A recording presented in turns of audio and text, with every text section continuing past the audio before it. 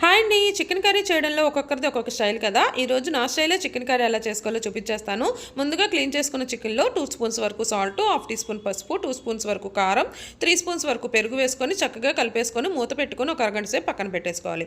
ఆ తర్వాత ఒక కడాయిలో 2 స్పూన్స్ వరకు ఆయిల్ వేసుకొని ముందుగా కట్ చేసి పెట్టుకున్న ఆనియన్స్, పచ్చిమిర్చి వేసేసుకొని కొంచెం సాల్ట్ వేసుకొని మగ్గించేసుకోవాలి. ఇలా ఎర్రగా వేగిన తర్వాత దీంట్లోనే ఒక 2 స్పూన్స్ వరకు అల్లం వెల్లిపాయ పేస్ట్ కూడా వేసి ఎర్రగా వేయించేసుకోవాలి. ఇలా వేగిన తర్వాత దీంట్లో ముందుగా మనం మ్యారినేట్ చేసి పెట్టుకున్న చికెన్ కూడా వేసుకొని ఒకసారి మిక్స్ చేసేసుకొని మూత పెట్టుకొని చికెన్లో నుంచి వాటర్ అంతా ఊరేదాకా ఉడికించుకోవాలి. ఇలాగ వాటర్ ఊరిన తర్వాత ఒకసారి మిక్స్ చేసేసుకొని ముందుగా దాంట్లోనే ఒక హాఫ్ టీ స్పూన్ ధనియాల పొడి, హాఫ్ టీ స్పూన్ జీలకర్ర పొడి, half teaspoon garam masala, half teaspoon chicken masala వేసుకొని మసాలాలన్నీ చికెన్కి బాగా పట్టించేసుకోవాలి. ఆ తర్వాత చికెన్లో కొంచెం వాటర్ అనేది వేసుకొని మూత పెట్టేసుకొని ఆయిల్ సపరేట్ అయ్యేదాకా ఉడికించేసుకోవాలి. ఆ తర్వాత ఫైనల్గా కొత్తిమీర వేసుకుంటే ఎంతో టేస్టీగా ఉండే chicken curry ready. Bye bye.